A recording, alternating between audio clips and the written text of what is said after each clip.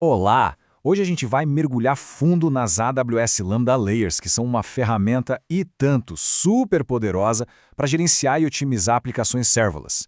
Então, vamos lá. Vamos entender como elas podem, de fato, transformar o jeito que a gente constrói nossas funções. Vamos começar com uma pergunta que, olha, eu aposto que muita gente que desenvolve já se fez. As funções Lambda estão ficando meio pesadas, sabe?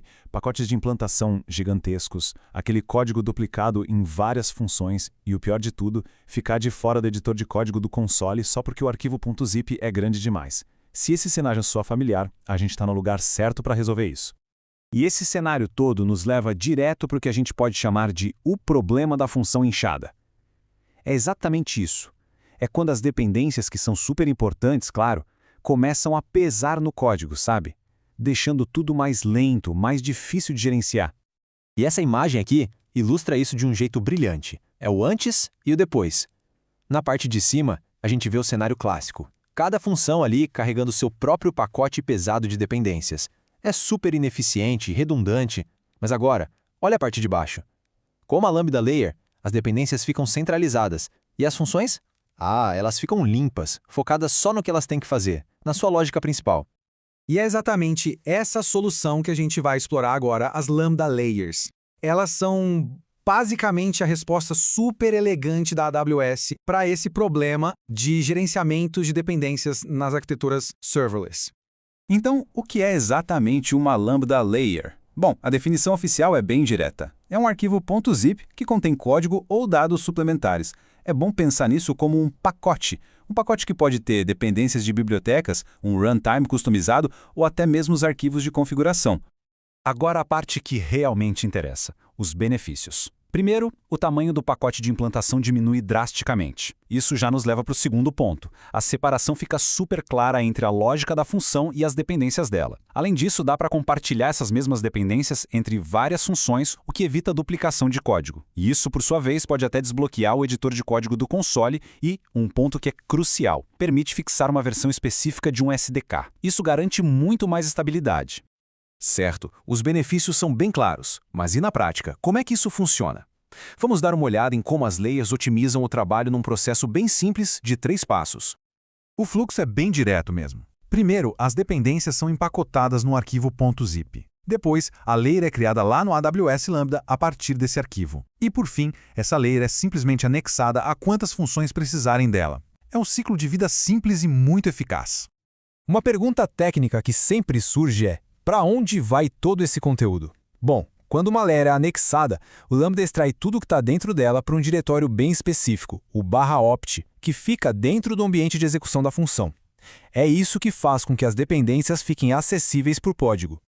E olha, essa tabelinha aqui é fundamental. Para que o runtime da função consiga encontrar as bibliotecas lá no diretório /opt, o arquivo .zip precisa seguir uma estrutura de pastas bem específica. Por exemplo, para Node.js tem que ser Node.js/NodeModules. Para Python, Python/lib/Python 3.x/sitepackage e por aí vai. É seguir essa estrutura que faz a mágica toda acontecer.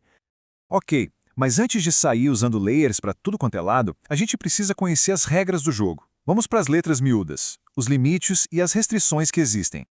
Primeiro, um número para guardar. 5.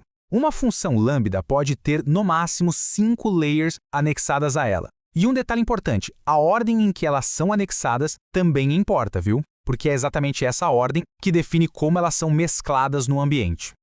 O segundo número para ter em mente é 250 MB.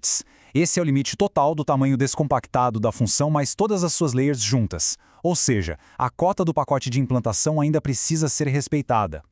E aqui tem um conceito que é central para tudo isso. Uma versão de layer é um snapshot mutável de uma versão específica de uma layer. O que isso quer dizer na prática? Que uma vez que uma versão da layer é publicada, ela não pode mais ser alterada. Se precisar de uma atualização, tem que criar uma nova versão. Isso é que garante que as implantações sejam sempre estáveis e previsíveis. Agora, uma dica de ouro. Tão importante quanto saber quando usar as layers é saber quando não usar. Sim, existem algumas exceções importantes cenários onde elas podem não ser a melhor escolha se o foco for desempenho máximo. Essa tabela resume tudo de forma bem clara. Layers são fantásticas para runtimes interpretados como Python, Node.js, Java e Ruby. No entanto, para linguagens compiladas como Go e Rust, A recomendação geral é evitá-las.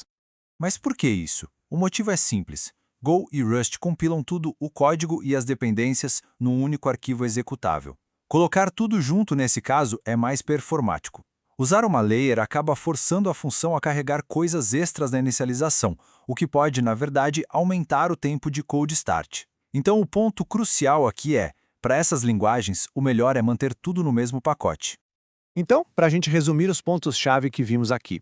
Primeiro, layers servem para separar as dependências do código da função, o que ajuda a ter uma arquitetura mais limpa. Segundo, elas reduzem o tamanho do pacote e facilitam muito o compartilhamento de código. E por fim, é sempre bom lembrar dos limites. No máximo 5 layers e um tamanho total descompactado de 250 MB. E para fechar, fica uma pergunta para reflexão. Com base em tudo que a gente analisou, como as layers poderiam ser usadas para otimizar, limpar e acelerar o próximo projeto serverless? A resposta para isso pode ser o próximo passo para uma arquitetura bem mais eficiente. Valeu por acompanhar!